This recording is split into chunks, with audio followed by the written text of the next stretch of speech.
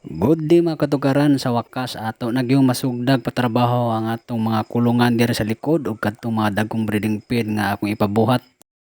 Good morning mga katugaran, sayo taron ning mata kay unyang tatawd mo order tag mga materialis kay karong adlaw ta magsugod og pagama diri sa mga kulungan.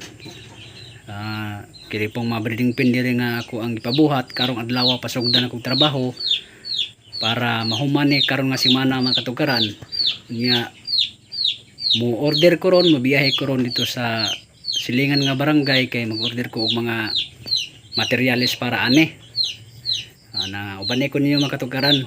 Timing pud kaayo ang papatrabaho nako karon mga katugaran nga nindot kay ang panahon ug ani nga time ni anak ko sa hardware ani kini order ko og materyales kay karong adlaw gyud ko magpatrabaho. Tayo ko mga katugaran nga mapautro na gyud ako nagyud magpatrabaho ang mga gabok sa akong kulungan kay dugay-dugay po din nakapahuway niya makapabuhat pag yung mga breeding pen nga dagko dito sa likod ug diri sa atubangan. Excited na ko ni uli ani padong mga katukaran ug nagsunod na pong sakinan nga mao mag-deliver sa mga materyales. Og wa na gyud kapog ni mga katukaran kini nga time nagsugod na ako mga trabahante dire. Sa mga natingala nga nung daghan ni mga tao dire nga trabaho kay ako ra pud mga kauban sa simbahan ang akong ipatrabaho karon mga katukaran. Ubay-ubay ug grabe pag yung reperonon din nga ako ang manukan mga katukaran katong dito sa likod nga buslot to kay gigisi to sa mga iro. Ano na ko mga katukaran na ako gyud papailag haloblak mo ning order ko mga haloblak para ligon og sulig gyud atong mga breeding pen. Sagingan mga katukaran dire gyud likod sa kumanukan ug sa una sa namuhi pa ko mga siyamo dinhi na ko inalansan. Og kini nakita mga katukaran mao na dihang porsyon na akong pabuhatan og duha ka buk dagkong breeding pen. Kini mga katukaran kay akong gilugluagag dako-dakoan ang mga breeding pen para daghang materyales ang masulod ani. Ang trabaho karon mga katukaran bibor pud mi dinhi kay mga suod ra pud mi kaayo dinhi mga kauban na nako sa simbahan. Dako-dako gimig tulin rong adlaw mga katukaran kay ubay-ubay man nagtrabaho karon. Pani mo mga katukaran napag ko ipabuhat nga duha ka buk breeding pen dire sa likod sa akong chickens ko. Og kan ang part mga katukaran na ana sa tunga